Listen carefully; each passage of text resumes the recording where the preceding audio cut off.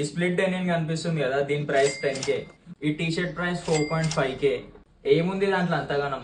Let's find out. Let's get dressed.